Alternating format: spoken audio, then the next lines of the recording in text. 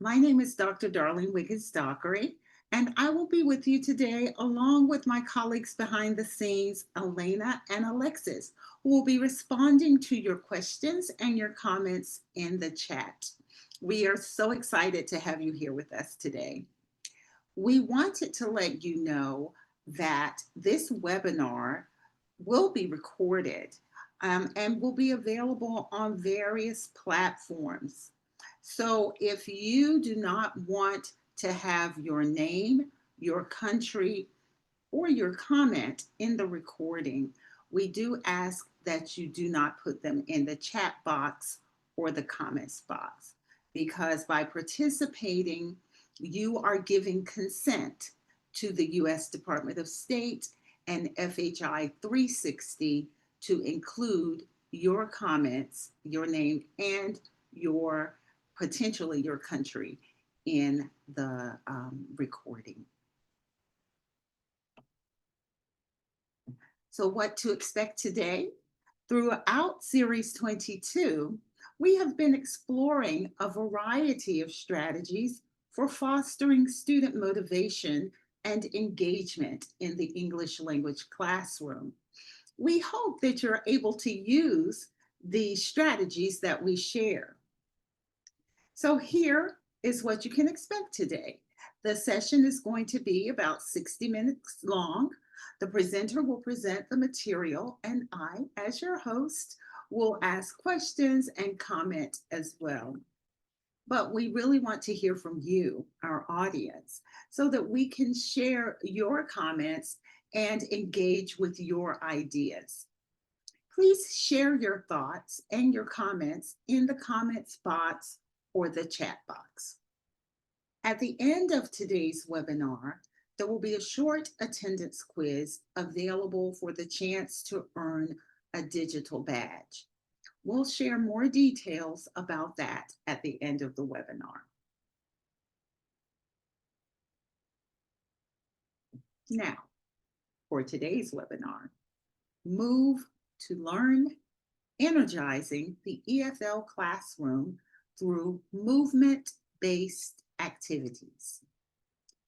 Keeping students motivated in the EFL classroom can be challenging, especially in online or traditional classroom settings. Movement-based activities where student movement is central to the learning process offer an effective way to boost engagement, retention, and participation. In this interactive webinar, we will explore the concept of movement-based activities, their impact on student motivation, and why they are particularly effective in the EFL classroom for learners of all ages. Together, we'll look at practical, hands-on activities that can be used in both physical and virtual classrooms. By the end of today's session, participants will walk away with a toolkit of engaging activities that can be adopted for various proficiency levels and various classroom settings. And now we are pleased to introduce our presenter, Javid Rasooly. Javid is a language teaching professional with over a decade of experience in English language instruction, curriculum development, and educational program management. He has taught English in Afghanistan, Spain, and the United States, working with various institutions and learner groups.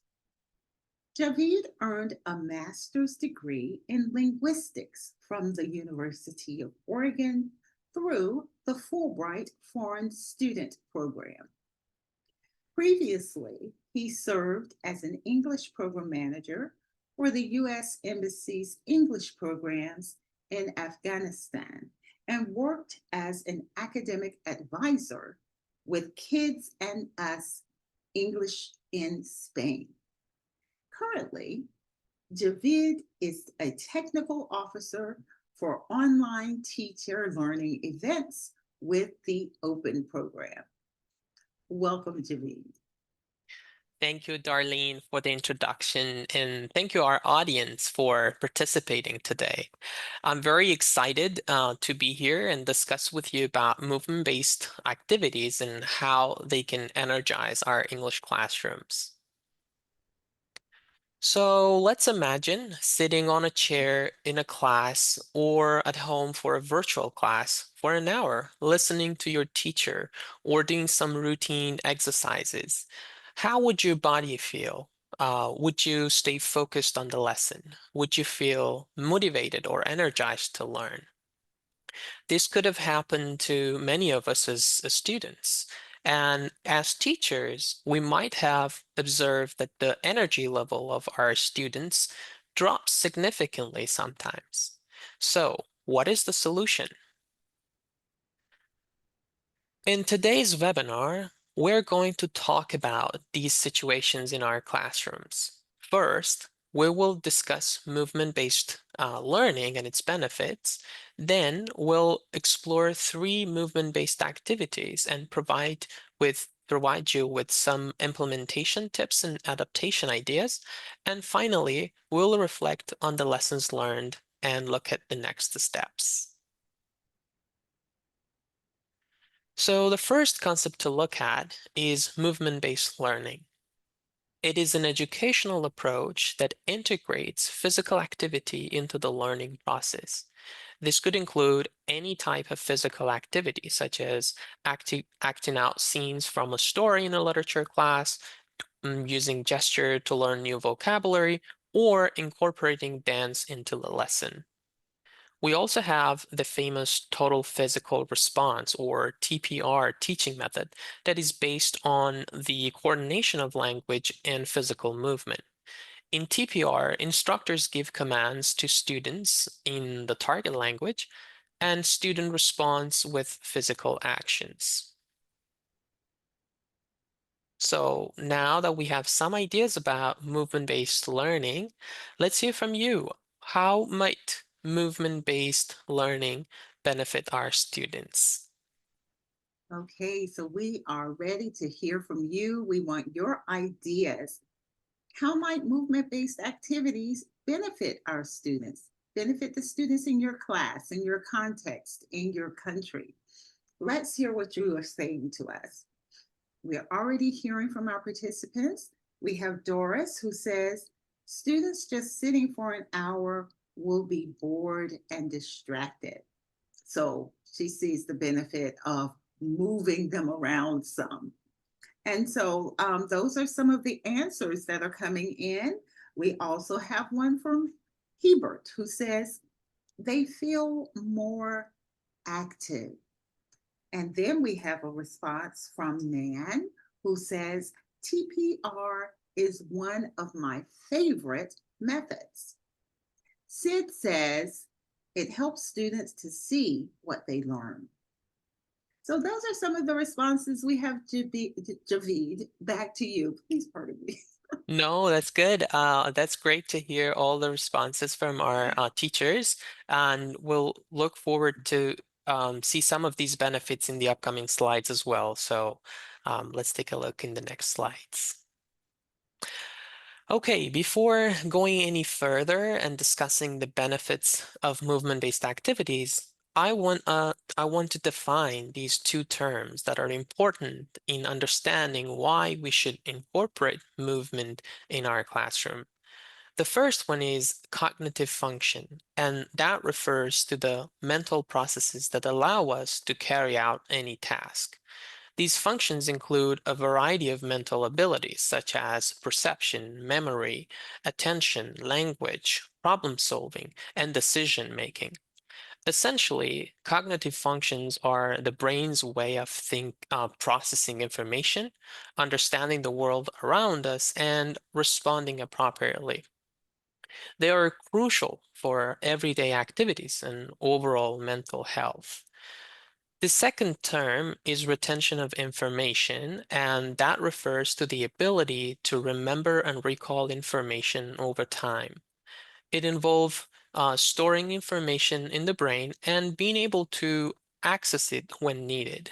Good retention of information is crucial for learning, as it allows us to build on previous knowledge and apply it in new situations. There are many benefits to incorporating movement-based activities, as some of them were mentioned by our audience, and I tried to summarize them for us here. The first one is cognitive enhancement. Physical movement stimulates brain activity, improving memory, attention, and overall cognitive function. This is because movement increases blood flow, oxygen, and nutrients to the brain, which are essential for optimal brain function. That is probably why you may feel better after going to the gym or doing some yoga. The second one is engagement and motivation. Incorporating movement into lessons can make learning more engaging and enjoyable, which can boost the student's motivation and interest in the subject matter. If you have reluctant students or students with different interests, movement can help them engage and enjoy the lesson. The third benefit refers to memory and retention.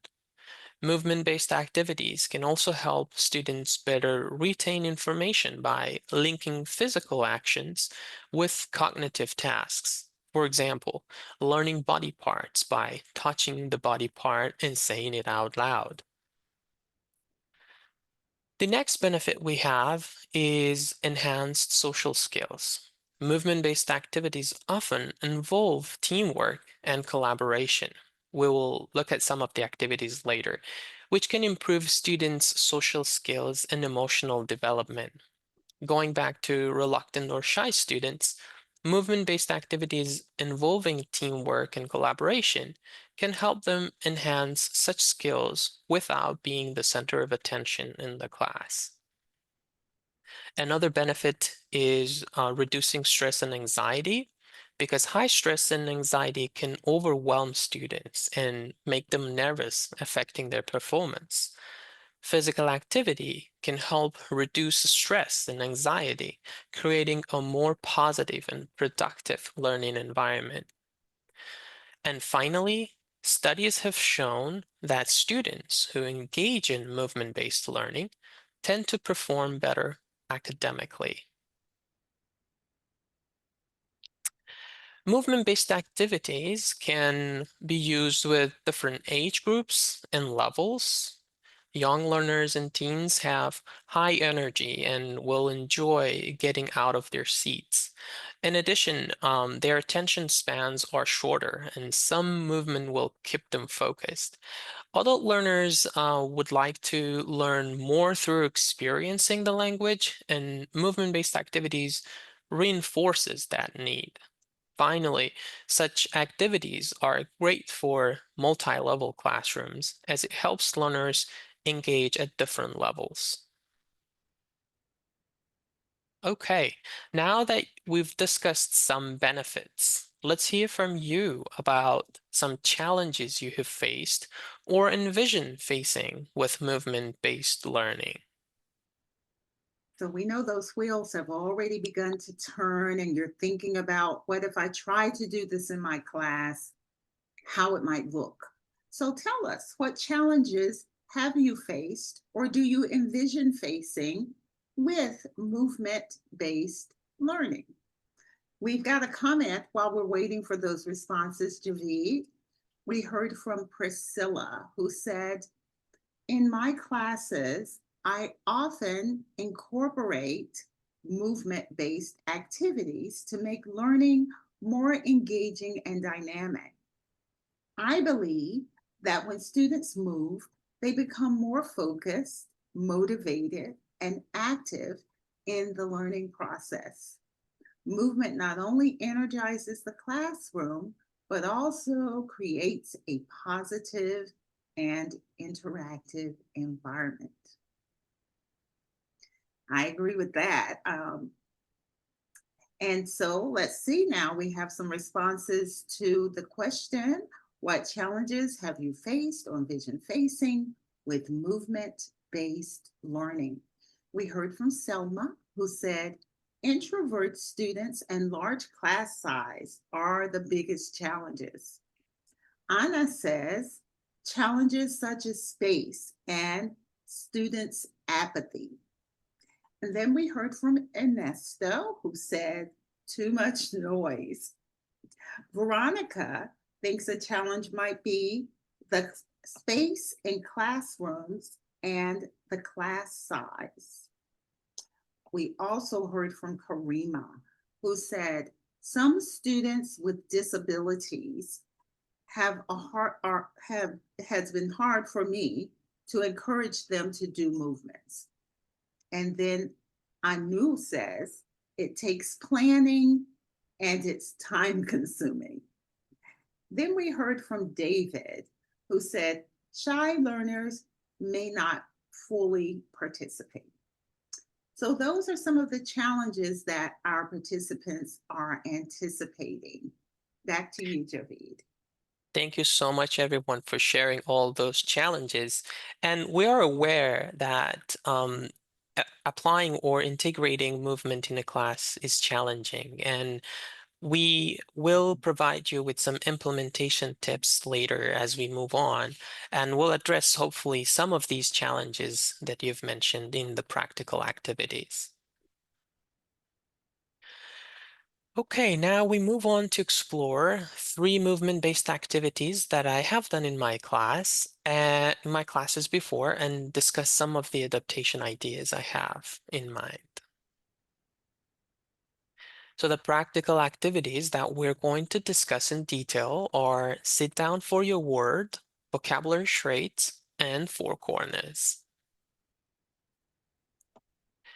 Let's just start with the first one. The sit down for your word activity can be used with almost any age group and proficiency level. It improves listening for keywords and reinforces vocabulary recognition and retention. This activity requires little preparation and resources and is perfect for large classes in which chairs can't be moved or space is limited, some of the challenges you've discussed earlier. You can spend around 10 to 15 minutes on this activity.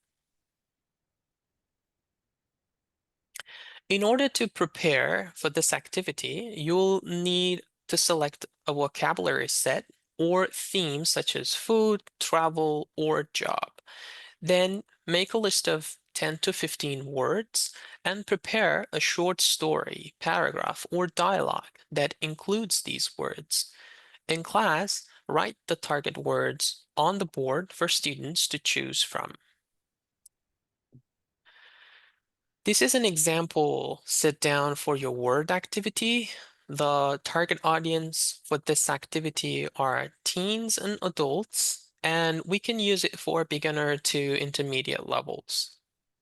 In this activity, our language focuses on regular past tense pronunciation. As explained in the instructions, we have a list of regular past tense verbs as our vocabulary set on the left that are written on the board, and on the right, we have our story with the selected regular past tense verbs. You can ask all students to stand up at their desks an up or in an open space, basically, if your classroom allows it, or raise their hands in case they cannot physically stand up. While students pay attention, explain the rules, and students must choose and remember only one of the words written on the board. And when they hear their word, they must sit down or lower their hand quickly. Finally, read the paragraph or play an audio containing the target words. While running the activity, monitor responses to ensure students are listening actively. Okay, so now it's time to practice. Since our webinar is on movement-based activities, I wanted us to get moving as well. So, Darlene, if that's okay with you, I would like to invite you also to participate. Um, Okay. Great. So thank you so much. I would like to ask you to stand up or raise your hand if that's easier. I think I should raise my hand because of Okay. just the setup here. That's totally fine, Darlene. I would like to ask our audience as well to please stand up where they are, whether at home or in their viewing groups. And while you're standing or having your hands raised, choose one, only one of the words on this list that you see here. If you're on your viewing groups, please don't share your words or word with anyone else. So I'll wait for a few more seconds and let you choose your favorite word from this list. All right. So Darlene, do you have your word already? I do. I have my word. Okay, perfect. So um, I'm going to read a short story that contains these words. When you hear your word, you the word that you have chosen, you must sit down or lower your hand. Perfect, Darlene. Thank you. Okay. Here we go. My last weekend. Yesterday was a busy day. I cleaned my room and washed the dishes. I played my favorite songs and even danced a little while I worked. After that, I decided to visit my best friend. We talked for a long time and laughed at old memories. In the evening, I cooked pasta for dinner and painted a small picture for fun. Then I watched a movie and relaxed on the sofa. I felt happy because I finished everything I planned. It was a simple day, but I really enjoyed it. Okay, great job, everyone. So, Darlene, could you please tell us what was the word you picked? I picked the word painted. Okay, great. That's amazing. So you had, and you lowered your hand when you heard the word, right? Yes, I did. I did. Okay. So can you tell us a little about your experience listening to the story? Well, I was listening for the verbs. Okay. And so when I heard the one that I had chosen, um I put my hand down, of course, but I may have been very focused on that verb and have missed some of the other parts of the story as I was listening. But yes, I did focus on the verbs to try to hear my word. That's totally fine, and that's exactly what we want the students to do as well, to focus on the verbs, because our activity is focused on listening to the verb in the past, regular past tense. So thank you so much, Darlene, for sharing that with us. So at this point, everybody should be seated. If there is anyone standing, we request them to be seated as well. In the class, if you see any students standing or still um, standing or waiting, you may ask them to sit down as well. It is possible that they didn't hear the words correctly or were not paying attention at that time, which is fine. Also, it could be possible that some students may sit down following other students without even hearing their word. Don't assess the students at this point, and allow them to try again in the next round. Basically, the objective is to encourage movement and practice listening at the same time. It is also important to choose short paragraphs for this activity to have students' full attention and avoid making them stand for a long period of time. Okay, here are some variations as you repeat the activity with the students. So ask students to stand up or raise hand again and choose a different word. This way, students have a chance to practice different words, and if they missed in the first round, they can have a second opportunity. use different categories or texts for reinforcement.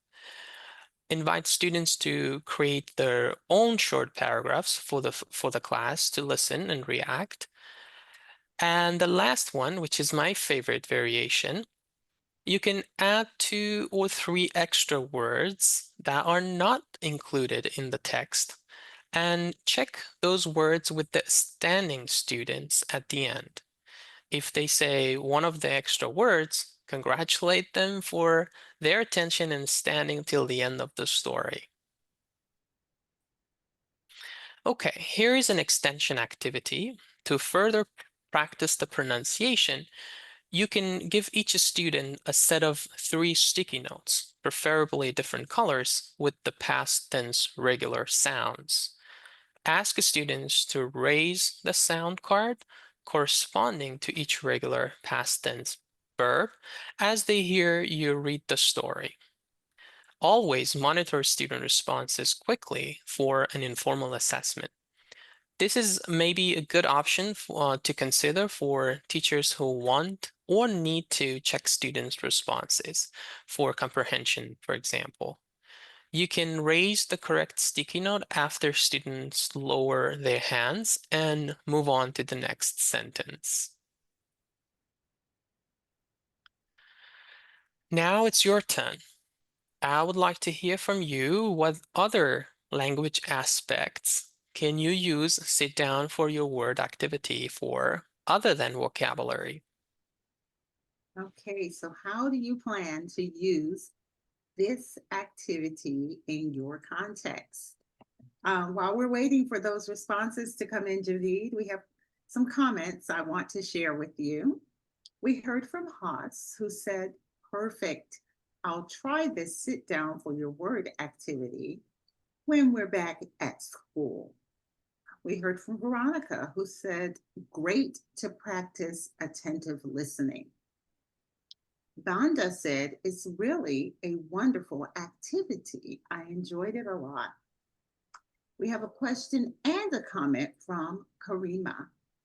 Karima says, it's a great new approach. Thank you. But how about students who love taking notes? I mean, they write their verb. Would that be fine?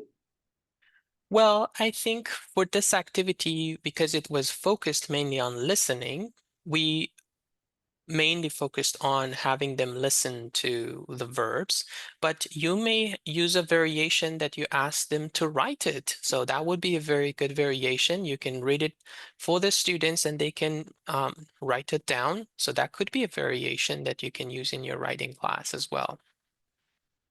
Okay, thank you for that response and thank you for that question, Karima. Now we have some responses to what other language aspects can you use the sit down for your word activity for other than vocabulary. We heard from Hebert, who said, great extension activity. I'll use this in my class. Santi said, maybe parts of speech, verbs, nouns, adjectives, etc. Raquel said, grammar structures would be great. We also heard from Makira, who said nouns can be used for this activity. Anu says we could write the verb in present tense and ask students when they listen to the past tense of these very verbs in the passage. Then we heard from Joy, who said when the sentence is a question or negative. We also heard from Han, who said to give students example sentences and have them sit if the sentence is correct or incorrect. And then we heard from Karima, who said it can be used as an icebreaker or to introduce your partner and sit down. So those are some strategies that our participants are thinking of right now, Jody. I think those are fantastic ideas, and I'm learning also from you to have some new extension activities for my own classes as well. So great, great responses, everybody. All right, so the second activity that we're going to talk about is vocabulary charades. It is a fun vocabulary learning activity involving lots of movement.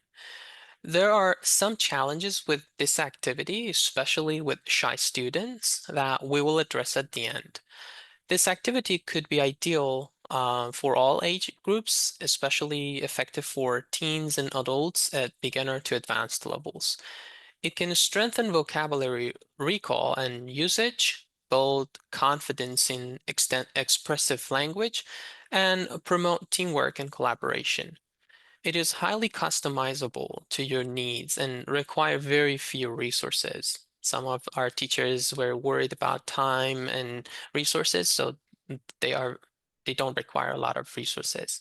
If you have a class where not many students can move around at the same time, so vocabulary charades is a good option as you need only space for one student in front of the class.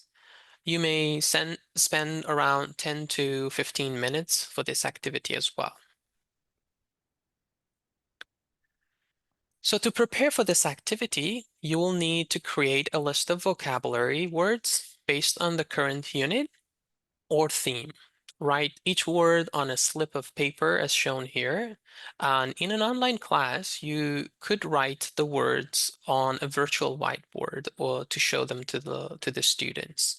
Then fold the slip of paper and place them in a bowl or hat as demonstrated here. Divide the class into two teams or small groups. After that, explain the rules to students. The rule is very simple. One player from a team picks a word and acts it out silently. In an online class, you can send the word to the student through private chat message. Their team must guess the word in a set time, for example, 30 seconds or 1 minute. After explaining the rules, allow teams to play. Alternate teams after each turn and track points to keep motivation high. Finally, review the words acted out and discuss their meanings or example sentences. Okay, here is a sample activity with vocabulary charades. We work with teens at a beginner level with this activity. The theme for our lesson is jobs, and we'll need slips of paper or index cards, pen or markers, a timer, a ball or a hat to hold the slips of papers.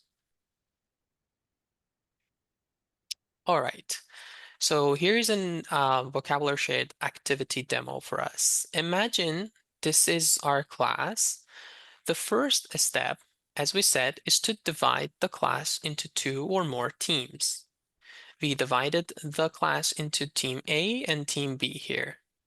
Then explain the rules. Each person from each team will draw a slip of paper from the hat. A student from Group A comes in front of the class and picks a slip of paper from the hat. The word she has picked says the word doctor. She should act out the job title without speaking or using any props. Set a timer for each round, for example, 1 minute. Students in Team A try to guess the job based on the player's actions. A student may say nurse, or another may say doctor, which is the correct answer. Finally, keep track of their points in each team on the board. If the team guesses the job title correctly within the time limit, you can give them a point. The team with the most points at the end of the game will be the winner. All right, great. Now that we have had the instructions and a demo, let's take a look at some implementation tips. As mentioned earlier, playing vocabulary charades can be challenging depending on your students. For example, if students are shy about performing vocabulary charades, here are some modifications and alternative approaches to make them feel more comfortable while still engaging them with the activity. The first one is to start with the teacher as the actor. Model the activity first so students see that it's okay to make mistakes. Play around where the whole class guesses while the teacher acts. This lowers anxiety before students participate. Use group performances instead of individual acting. Instead of one student acting alone, let them act in pairs or small groups so they feel less pressure. Assign group roles, for example, one student acts, another guesses, another writes the answer. This creates a supportive environment where students share the responsibility.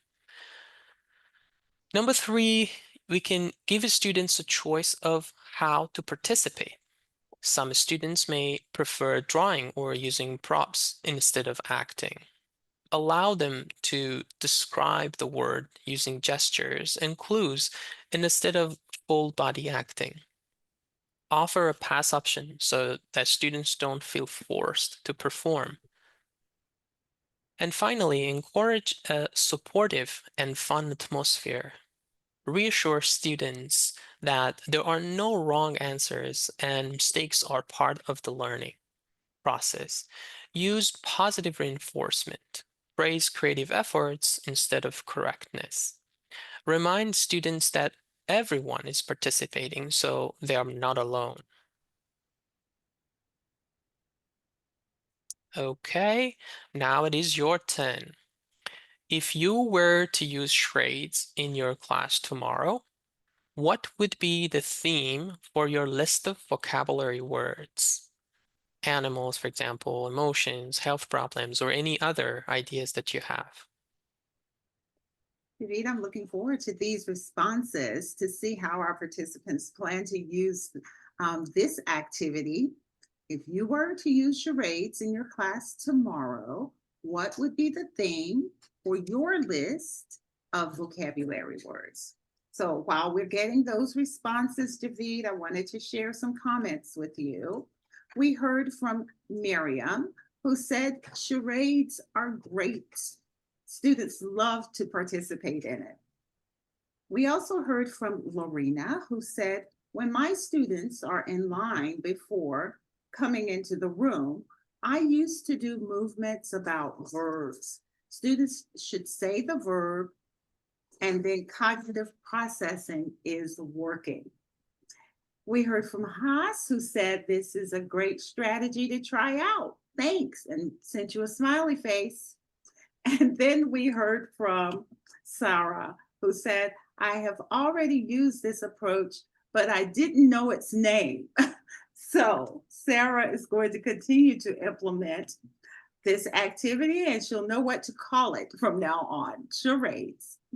Then we have some responses to the question.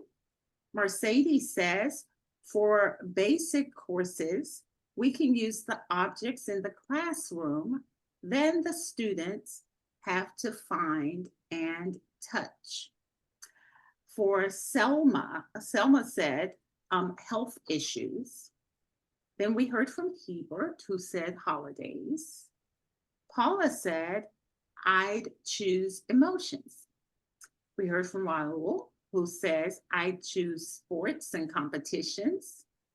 We heard from Anna, who said emotions, personal traits, and verbs. We heard from Roger, who said games and sports. Another Anna said it would be verbs. Then we heard from Karima, who said sports, karate, football. Zeddy says, my list of vocabulary would be types of furniture. Maria said, free time activities. Ernesto said, animals would be a lot of fun. And then we heard from Melanie, who said, classroom objects and chores. So those are some of the responses from our participants. Back to you, Javid. Thank you so much. And those were all great responses, and I'm excited for you to try them in your classes. Okay. Our last practical activity of today is called Four Corners. I love this activity as you can adapt it for different language aspects. Four corners could be used with any levels, but it is great to be used with teens, adult learners, and multi-level classes as students learn from each other's decisions in groups. With four corners, we can practice vocabulary categorization. For example, parts of speech, emotions, etc. Encourage movement and decision making in English, and build listening and comprehension skills. In addition, it can be used for a variety of language and general discussion topics. It may require more space than other activities, but it also gets students moving more too. You can spend around 20 to 25 minutes on this activity. To prepare for this activity, label each corner of the room with a category, for example, nouns, verbs, adjectives, and adverbs. And prepare a list of vocabulary words that can be sorted into these categories. If you are teaching online, you can use the four corners of your virtual whiteboard instead. Then explain the rules. The rules are simple. Students stand up, the teacher says a word out loud, and students must go to the corner that matches the word's category. In an online setting, students can move their hands to the appropriate corner of the screen as an indication of their choice. Once all students understand the rules, it is time to play. After students move to their chosen corner, call on a few to explain their choices. You can clarify or correct students or the whole class as needed. And at the end, wrap up by reflecting on vocabulary learned. You can also have students suggest new categories or words for next time. Okay, for these four corner sample activity which is about parts of speech, our target audience are adults with intermediate to advanced level. They're going to learn suffixes in this activity. All right, as explained earlier, we need to label each corner with a category. In this case, we'll label the room with adjectives, nouns, verbs, and adverbs. Our students in this group have studied different suffixes before, and today they are going to practice with four corners. We have prepared a list of vocabulary words in each category already, and as you can see here, for example, we have happiness and movement under the noun category, activate and categorize under the verb list, and so forth. As you can see, the suffixes are underlined as well in each category for the teacher. Students don't have this list. At this stage, we ask students to stand up where they are or gather in the middle of the class if the space allows. We explain the rules to students. They hear a word and they must decide to go to a corner they think that word belongs to. The teacher, for example, says the word kindly. At this point, students move to a corner they believe the word kindly belongs to. As we can see, we have students in three different corners, and it is time to ask why they decided to go to that corner.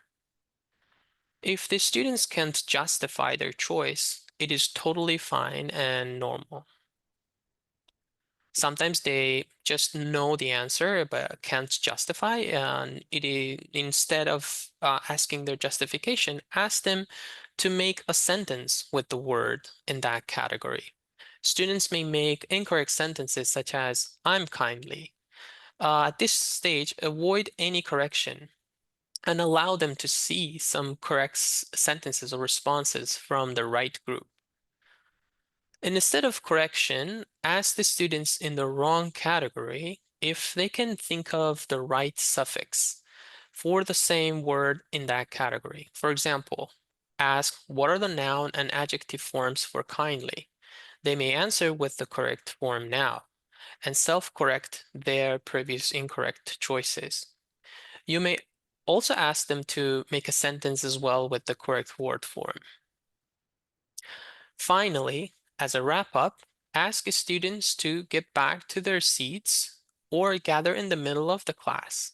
Review the words again and answer students' questions or doubts. Here is another four-corner activity that focuses on discussions. Our topic for this activity is media and communication, and we're still working with intermediate and to advanced levels.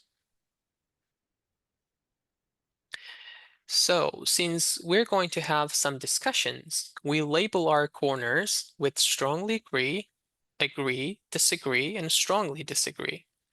We need some prompts or statements to read out for students. The prompts that we have selected for this activity are: number one, social media has improved the way we communicate. Number two, advertisements influence our choices more than we realize. And number three, miscommunication is usually the listener's fault. Read each prompt to the students, then have them think about it and decide on the degree to which they agree with that statement. So at this stage, we explain the rules. By now, students know the rules because they've already done it. We read the first statement to the students. Social media has improved the way we communicate, and then ask them to decide which corner they want to go to. Once students are in their chosen corner, ask them why they chose that category. Since we want them to talk and exchange point of views, we ask our students to discuss their ideas for 3 minutes in their corner with other students. If a corner has fewer students or just one student standing, go to that corner and talk to them. Otherwise, rotate to each corner and listen to students' discussion and take feedback notes. When the students are back to the center of the classroom, read the second prompt. Advertisements influence our choices more than we realize. After that, repeat the same steps as in prompt 1. At the end, as a wrap-up, try to summarize the main points discussed in the class during the activity. Share any potential language feedback you have gathered while you were monitoring students, and answer any questions the students might have. Okay, now let's hear from you. How would you adapt four corners for your context and student needs? This is the exciting part, hearing from you. How would you adapt four corners for your context and your students' needs? Let's see what our responses are going to be. But before, more comments for you, Javid. We heard from Kasabian, who said, wow, I love the idea. Then we heard from Lucy, who says, this idea could help them to stay motivated and active. It looks like we have a response coming in from Roger.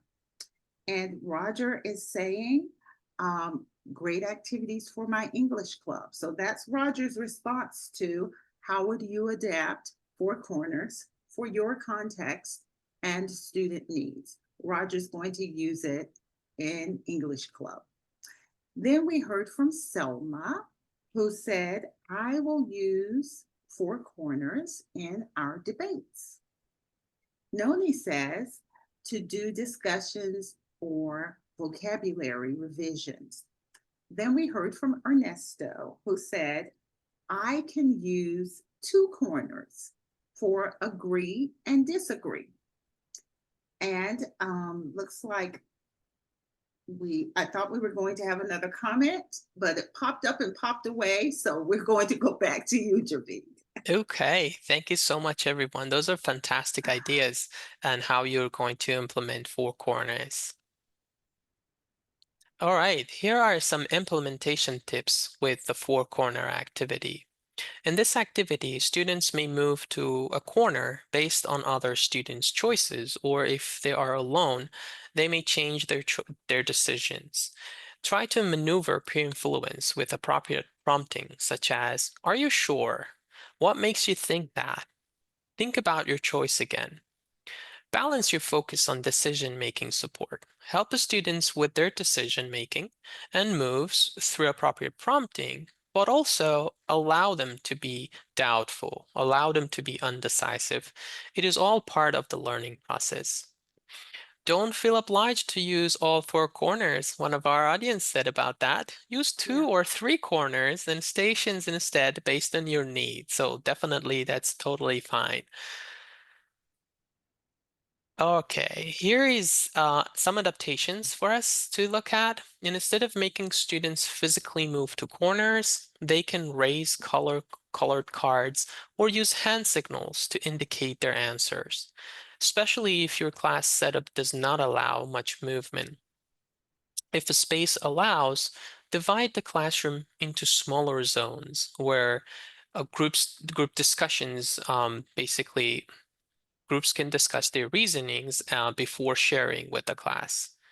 In very large settings, make it a think, pair, share four corners where students first discuss in pairs before choosing their position.